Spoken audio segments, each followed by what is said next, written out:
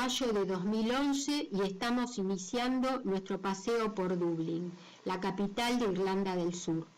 Caminando por el centro de la ciudad, llegamos al Trinity College. Fundado en 1592, es el recinto educativo más importante de Dublín y uno de los más relevantes a nivel nacional.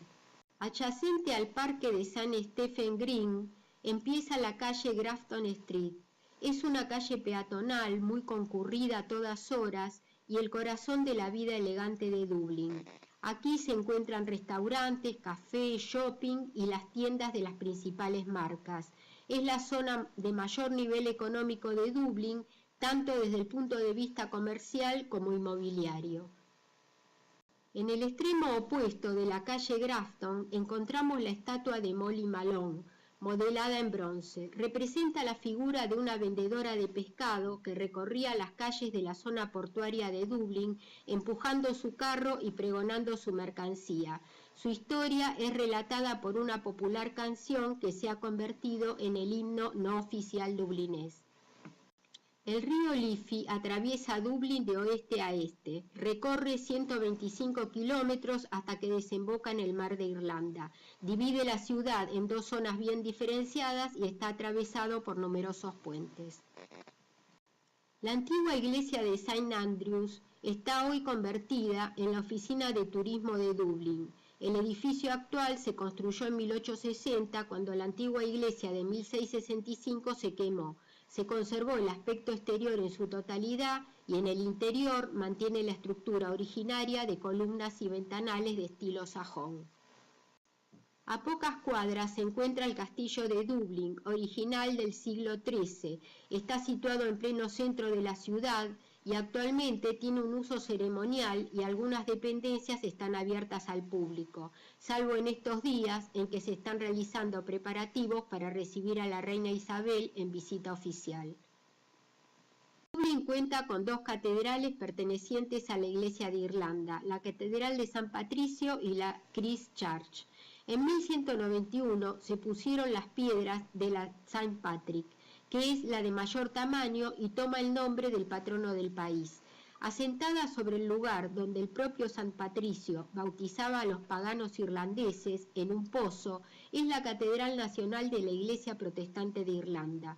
En su origen contaba con numerosas criptas que fueron utilizadas como cimientos, lo que implicó la inestabilidad del edificio y los posteriores derrumbes. De ahí que se hubieran de realizar varias reformas, por lo cual se pueden encontrar elementos decorativos de diversas épocas, conjugando dos estilos arquitectónicos, el románico y el gótico. Sin duda, lo más remarcable es su impresionante coro, que sobre la sillería cuenta con estandartes y escudos representando a los diferentes caballeros de San Patricio que fueron investidos aquí.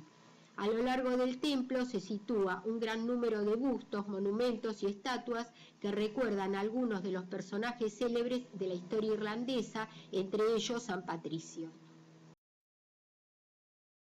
Christ Church fue construida por orden del rey vikingo Sigtrygg en 1038, quien decidió situarla en un alto de la ciudad para poder otear de este modo todo el terreno que estaba bajo sus dominios.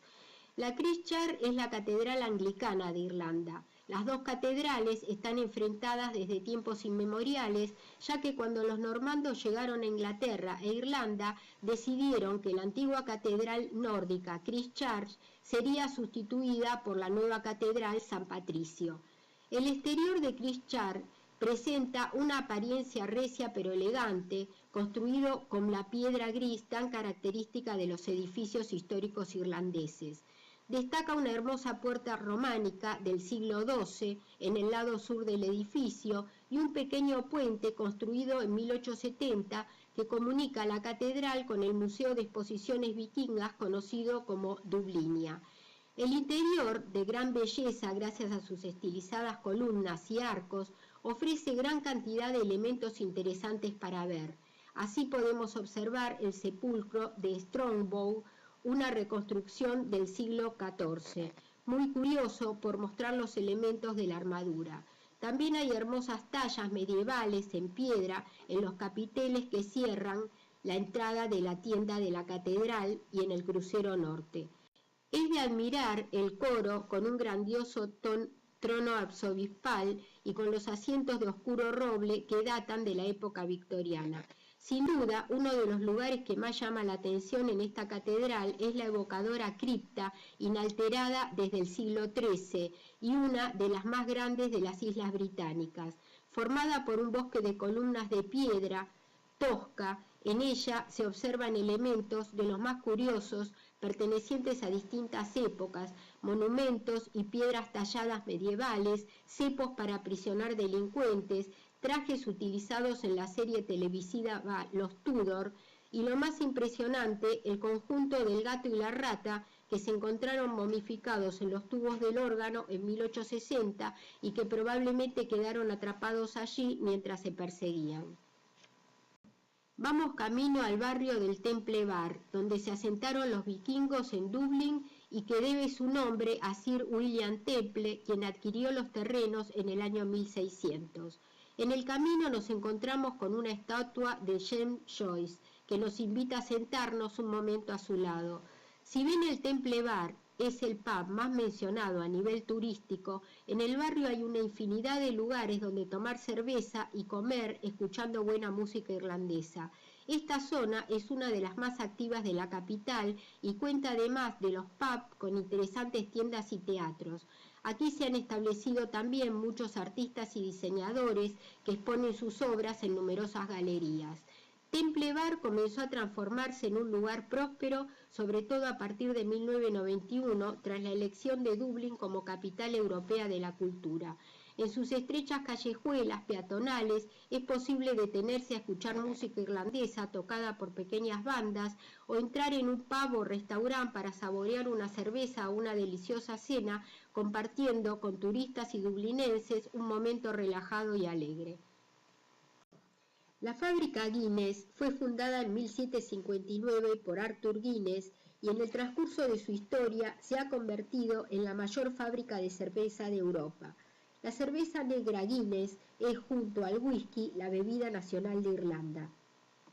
El edificio, construido a base de ladrillos, acero y cristal, es una joya de la arquitectura. La fábrica cesó su actividad en 1988 y no fue hasta 1997 cuando se decidió reformar el edificio y convertirlo en un museo, que fue inaugurado en el año 2000. En él se expone como curiosidad el contrato de arrendamiento de la fábrica firmado por Arthur Guinness con una duración de 9.000 años y un costo de 45 libras anuales. Lo que antaño era una planta de fermentación, ahora se ha convertido en un museo con forma de pinta de Guinness gigante. Se divide en 7 plantas en las que se exponen los distintos procesos de elaboración, historia y degustación. En la primera planta se halla una interesante exposición sobre los 4 ingredientes que componen la cerveza negra: agua, cebada, lúpulo y levadura. En los pisos siguientes se exponen las distintas técnicas de fabricación, de almacenamiento en barricas y los sistemas de transporte que se utilizaban para llevar los barriles a los distintos puntos del mundo. En otra planta se presenta una exposición de publicidad a través del tiempo y los mejores anuncios de la marca. Por último, se cuenta la historia del surgimiento del libro Guinness de los récords, propiedad de esta mítica marca de cerveza. En el último piso está el Gravity Bar, un precioso bar acristalado donde disfrutar de unas magníficas vistas de 360 grados de toda la ciudad y de las afueras mientras se degusta una pinta de Guinness.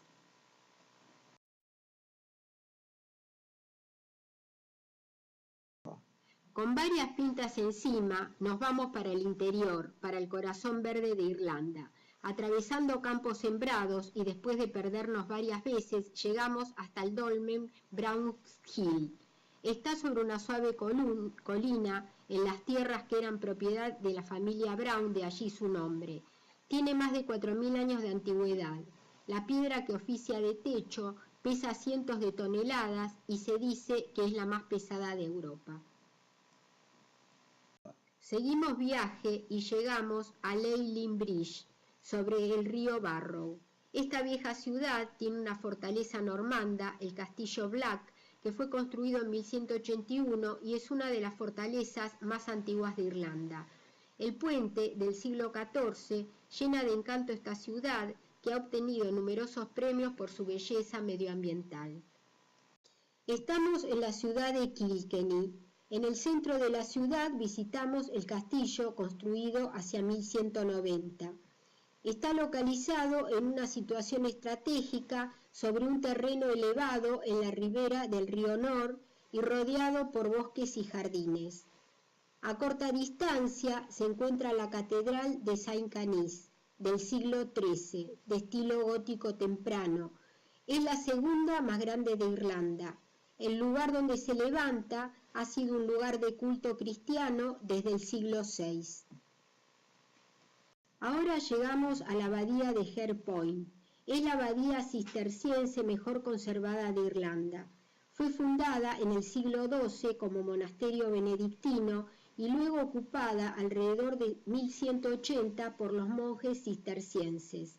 Su exterior de piedra, si bien conserva la estructura original, sufrió modificaciones a través del tiempo. Hoy podemos contemplar las esculturas funerarias de los siglos XIII, XIV y la torre del siglo XV. La abadía posee unos interesantes bajorrelieves de piedra en las tumbas de los obispos, algunas de las cuales datan de las épocas cercanas a su fundación.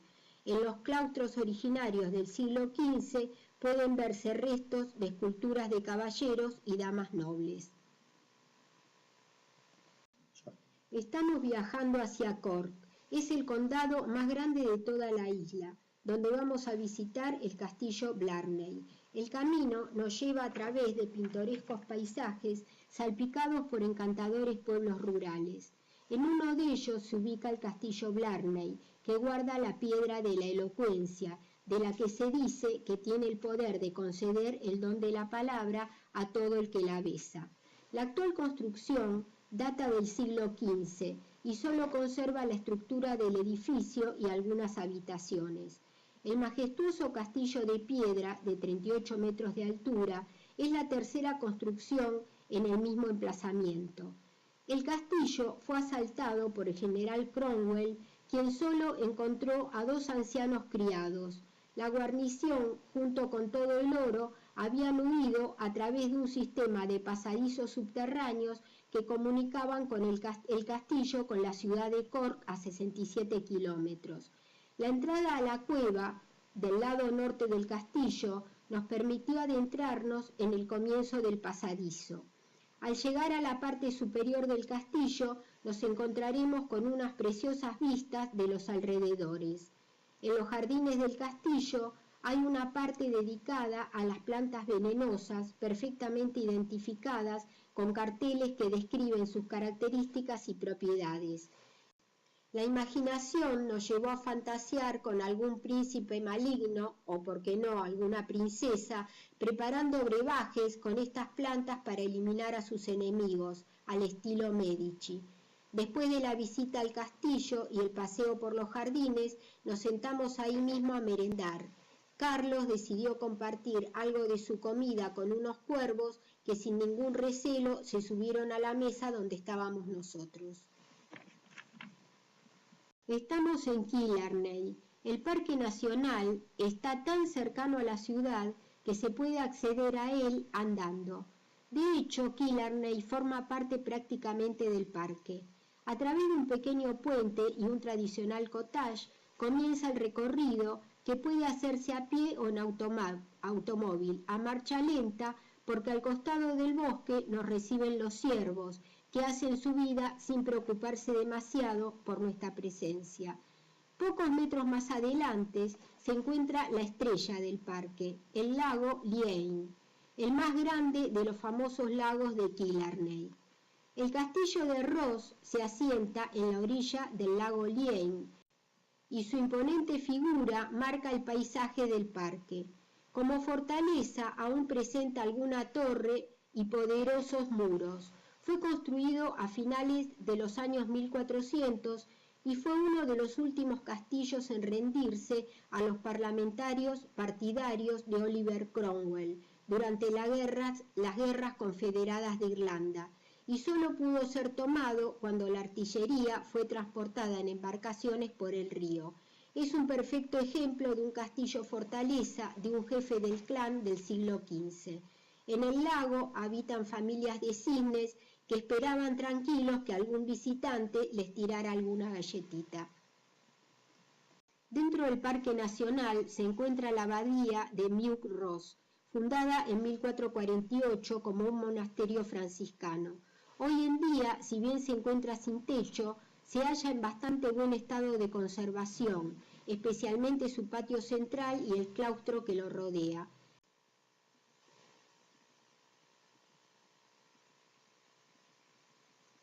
En el centro de Killarney, frente al Parque Nacional, se levanta la Catedral de Santa María, que se empezó a construir en 1842.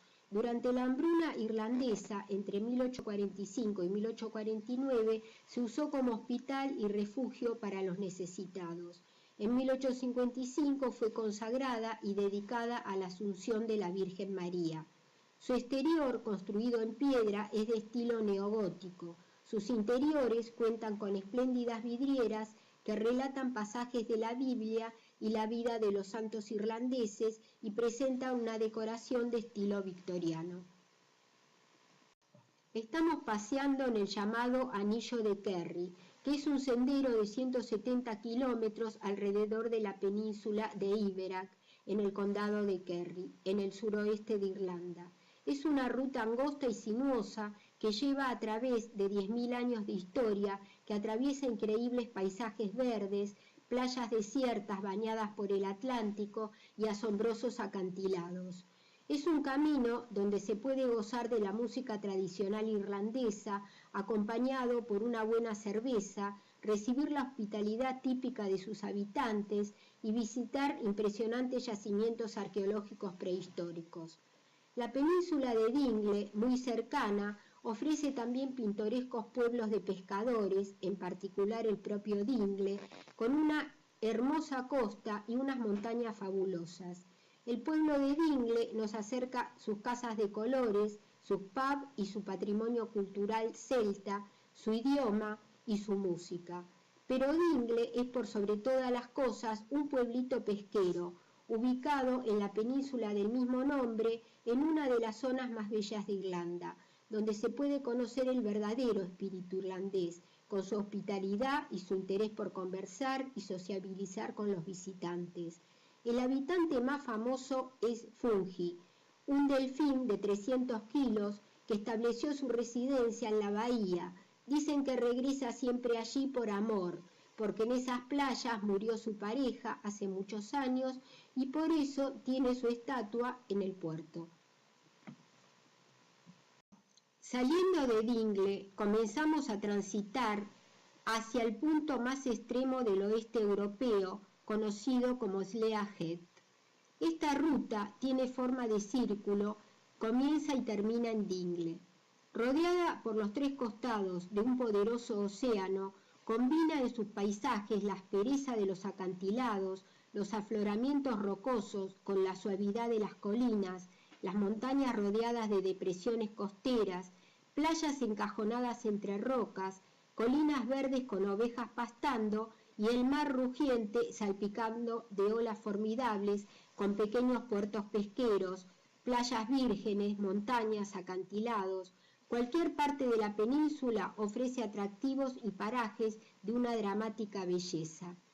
Ajena a cualquier tipo de masificación, gracias a su aislamiento, es uno de los territorios donde se ha conservado la lengua gaélica como lengua viva hasta nuestros días. El gaélico es la lengua primordial. Desde aquí emprenderemos un paseo que promete, además de las vistas espectaculares de la costa atlántica, una recorrida por interesantes restos arqueológicos, como la Dunbar Fort, una fortaleza muy bien conservada que data de la Edad de Hierro. Está situada en un extremo de la costa, dominando el mar.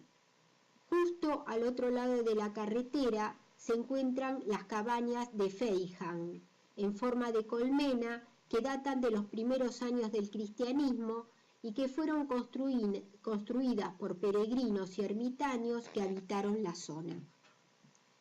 Este es el Gallarus Oratory, la iglesia paleocristiana mejor conservada de Irlanda. La fundación de la iglesia está comprendida entre los siglos VI y IX. La construcción se realizó superponiendo las piedras sin argamasa una sobre otra, usando una técnica similar a la de las tumbas neolíticas. A unos 2 kilómetros se encuentra la Kilmaquedar Church, hoy en ruinas, con curiosos tallas en piedra. En este lugar, dedicado en la antigüedad a los ritos paganos, hay un cementerio donde se pueden ver un reloj solar, una cruz y antiguas losas paganas. Vamos hacia el Paso Connors, a 1500 metros de altura, es el más alto de Irlanda. El camino hacia ahí ofrece un paisaje cambiante que pasa de los verdes prados salpicados de ovejas y bañados por ríos y arroyos en los primeros kilómetros a un panorama bordeado de profundos acantilados que desaparecen en el océano a medida que vamos ascendiendo. El acceso al Paso Connors se realiza por una carretera estrecha, casi siempre en ascenso, y en ciertos puntos, si uno se cruza con otro auto, hay que retroceder hasta un lugar más amplio del camino para poder pasar. Partes de la carretera están al filo de los acantilados, especialmente cuando uno avanza desde Dingle hacia el Paso Connors. Pero el paisaje lo vale, y hay puntos panorámicos para detenerse en el camino, y al llegar al punto más alto se respira silencio y tranquilidad. A los pies, muy abajo, pueden verse pequeños lagos conformando una vista alucinante. Hoy estamos en Adare, uno de los pueblos más bonitos de Irlanda, considerada ciudad del patrimonio nacional irlandés. Es un pueblo de postal, con casas típicas de tejado de paja, edificaciones de estilo Tudor con bonitos jardines. Tiene numerosos edificios medievales que enriquecen su patrimonio cultural. Uno de ellos es el convento trinitario. Este majestuoso monasterio de piedra fue construido por orden del clan Fitzgerald para la orden trinitaria de monjes en el siglo XIII. Esta orden, oriunda de Francia y seguidora de las cruzadas, tenía el objetivo de recaudar dinero para así llegar a rescatar a todos los cristianos que habían sido capturados por los moros durante estas batallas en Tierra Santa. Se piensa que estos monjes llegaron a Adare desde Escocia. En su interior se encuentra la abadía de la Santísima Trinidad, que actualmente se utiliza para el rito católico y en cuyo interior conserva vitraux con motivos bíblicos de singular belleza.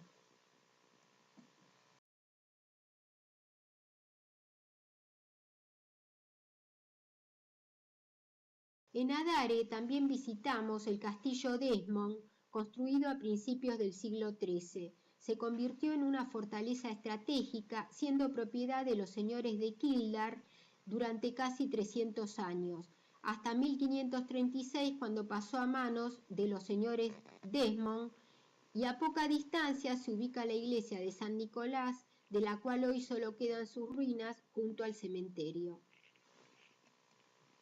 Ahora estamos en Limerick, una ciudad construida sobre otra más antigua a orillas del río Shannon.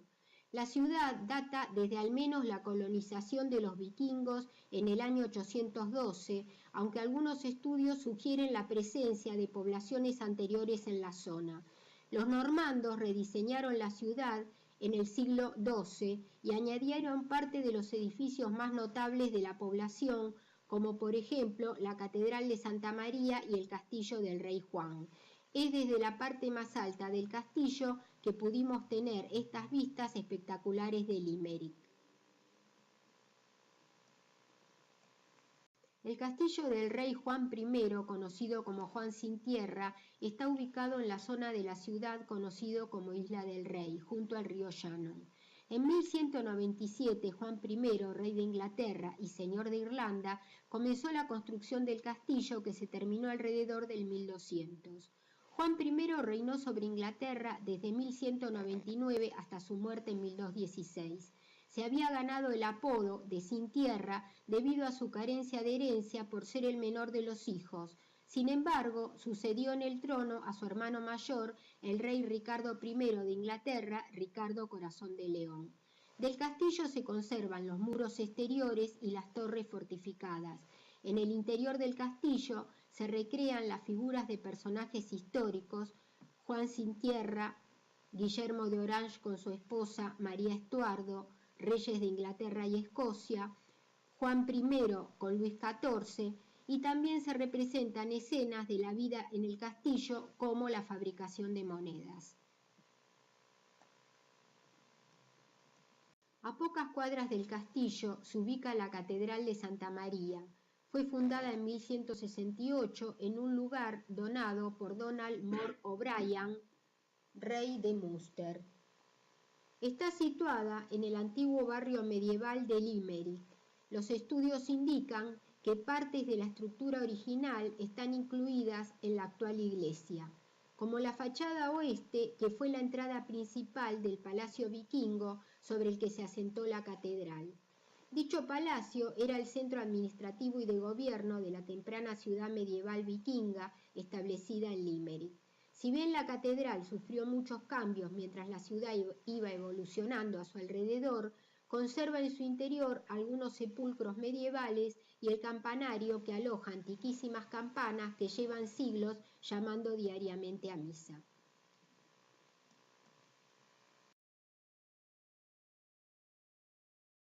Ahora vamos camino a Holy Cross. Estamos en un condado del interior de Irlanda. Lo que le falta de paisaje marino lo compensa con hermosos valles y colinas de la región conocida como el Valle de Oro. Algunas de las atracciones más visitadas de Irlanda se encuentran aquí en los valles de Oro del Sur. En el camino encontramos el castillo Farnell, construido en 1495, pero cuya estructura original, de la cual queda la torre, se remonta a 1185. Perteneció a los condes de Ormond y a la familia Butler. Enrique VIII se apoderó de él, pero más tarde lo regresó cuando se casó con Ana Bolena, hija de Thomas Butler. El castillo fue adquirido por Cyril Cullen, un famoso diseñador de porcelana. Ante nuestra curiosidad, Cyril nos recibió amablemente y se ofreció a mostrarnos el castillo y su colección de miniaturas de porcelana. Eran muy hermosas y aunque fue difícil elegir algunas, compramos una parejita de conejos. Más adelante se encuentra la abadía de Holy Cross. Llegamos cuando entraba una novia y comenzaba la boda. Es un monasterio cisterciense fundado en 1169 por los benedictinos, pasando a manos de los cistercienses en 1180.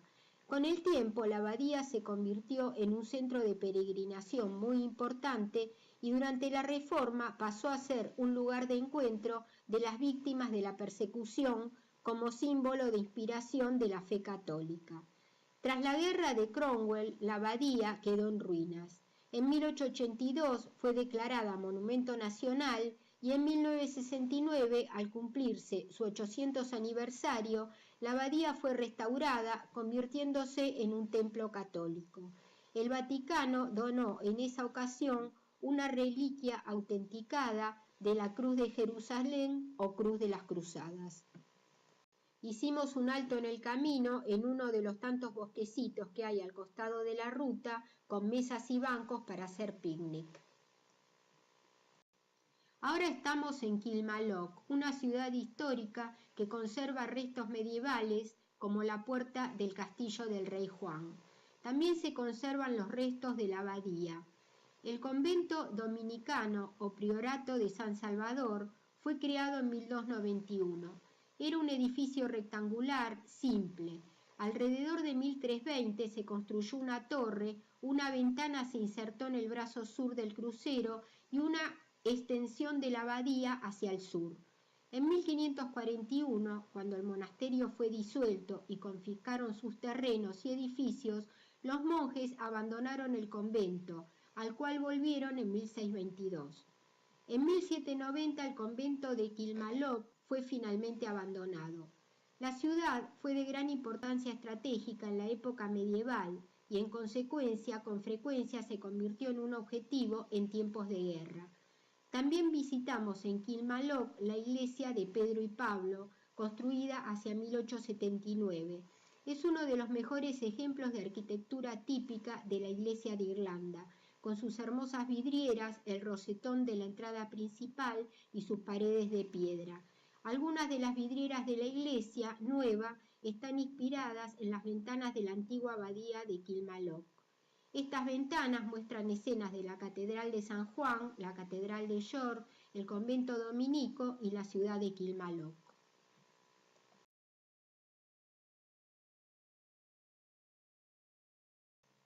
Desde esta ciudad nos dirigimos a la zona de los Cliffs of Moher. Los acantilados de Moher se encuentran justo al sur de la aldea de Doolin. Los acantilados constituyen una visita obligada para cualquiera que visite Irlanda por las impresionantes características del paisaje. Ofrecen una de las vistas más espectaculares de Irlanda.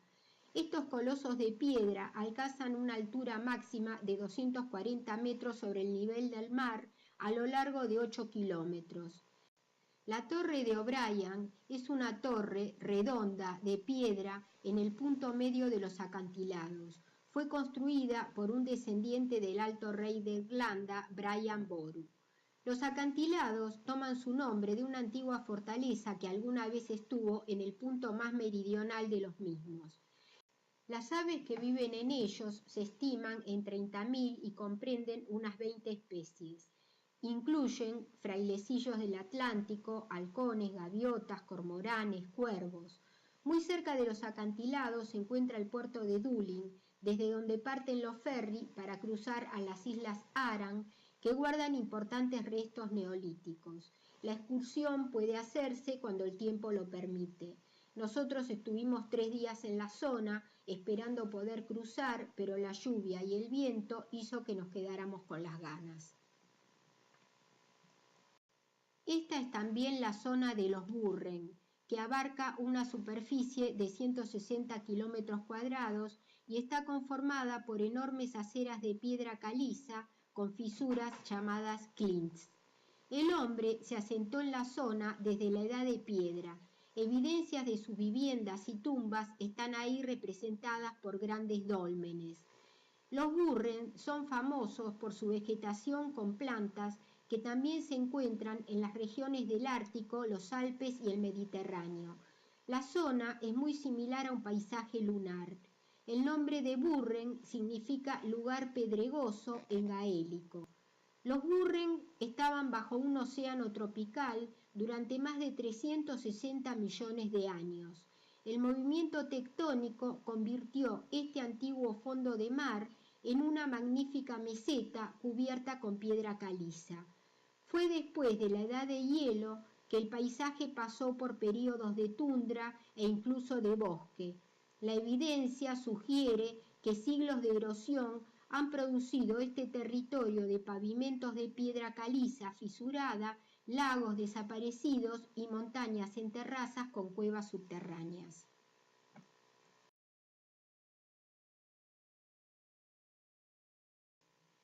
La abadía Conconroe es uno de los primeros monasterios cistercienses del siglo XIII. Está situada en el norte de los Burren. En la construcción de la abadía se utilizó piedra caliza de la zona. La reforma llevó a la disolución de los monasterios católicos en Inglaterra e Irlanda, pero los monjes continuaron cultivando los campos y manteniendo la abadía hasta alrededor de 1630. Hoy solo quedan restos de la abadía y del cementerio. Kinvara es un pintoresco pueblo costero situado en el borde de los Burren en el oeste de la bahía de Galway. Cuenta con un pequeño puerto deportivo en el que se organizan paseos y regatas a través de la bahía.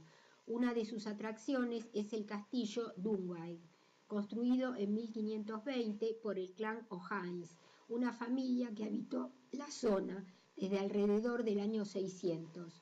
Está ubicado a orillas de la bahía de Galway, sobre un promontorio rocoso a unos 300 metros del pueblo de Kinvara. El castillo y la muralla se han restaurado y, junto con los jardines, están abiertos al público durante la primavera y el verano. Actualmente en el castillo se ofrecen banquetes que rememoran las fiestas medievales animadas por música irlandesa. Desde la parte alta del castillo se tienen hermosas vistas de los alrededores de Kinvara.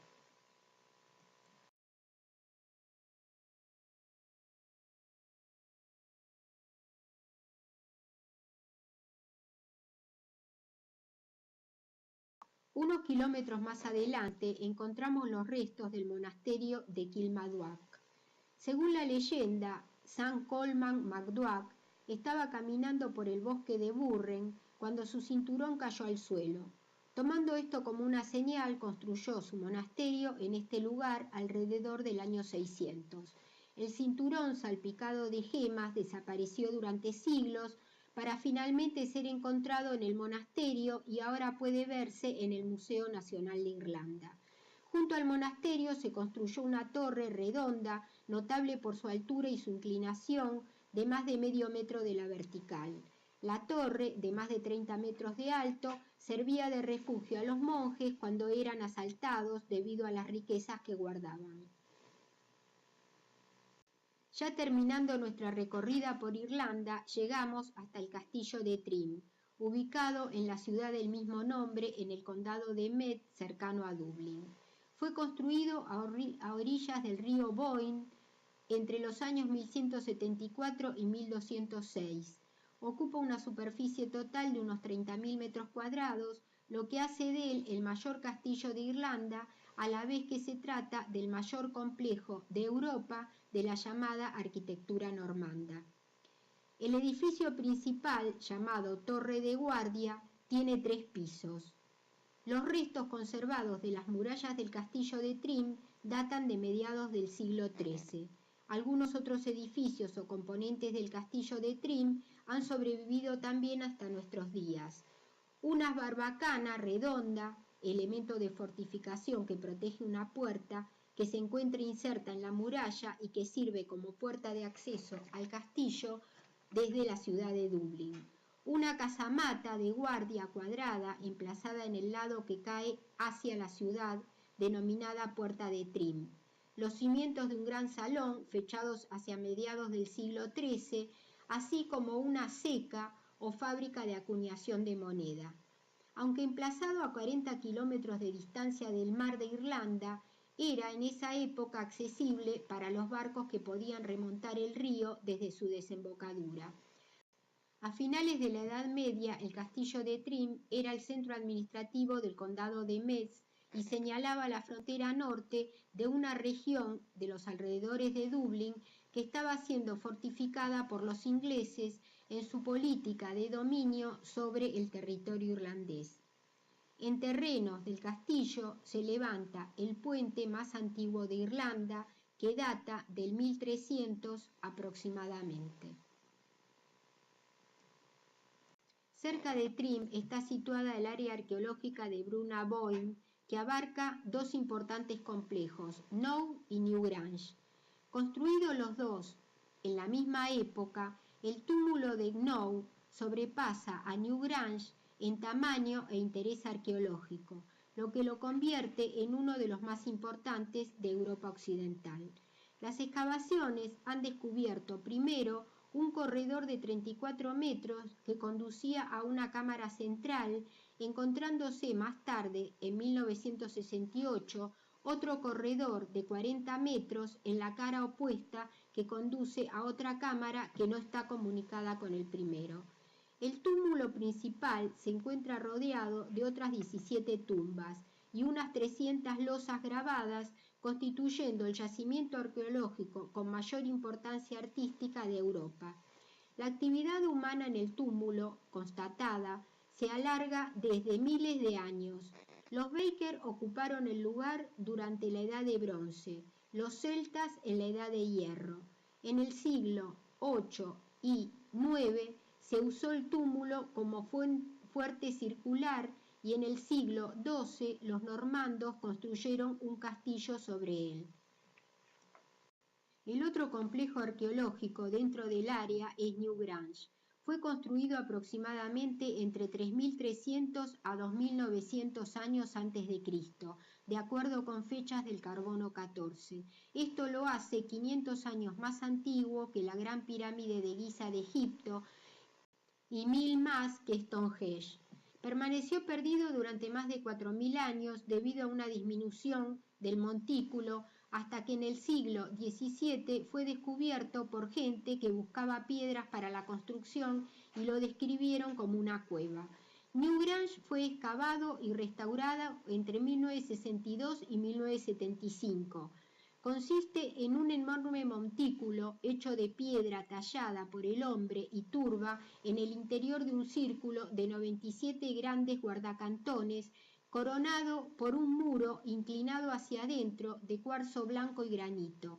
Por el interior del montículo transcurre un pasaje de 18 metros que se adentra hasta un tercio del diámetro y lleva a una cámara cruciforme. La cámara funeraria tiene un techo envoladizo que se eleva abruptamente hasta una altura de unos 6 metros. El tejado ha permanecido casi intacto durante más de 5000 años. Parece que Newgrange se usó como tumba. Los huecos en una cámara cruciforme aguantan grandes cuencas de piedra dentro de las cuales estaban situados los restos incinerados de aquellos colocados para descansar. Durante la excavación solo se encontraron los restos de 5 individuos. Newgrange está orientado astronómicamente. Cada año, en la mañana del solsticio de invierno, la luz del sol penetra en el pasaje e ilumina el suelo de la cámara durante 17 minutos. Algunos han especulado por ello que el sol habría tenido gran importancia en las creencias religiosas del pueblo que lo construyó. Antiguamente el montículo estaba rodeado por un anillo exterior de inmensas piedras derechas, de las cuales permanecen solo 12. Sin embargo, parece que el círculo de piedras que rodeaba Newgrange no es contemporáneo con el monumento en sí, sino que fue situado allí unos 1000 años después de la Edad de Bronce.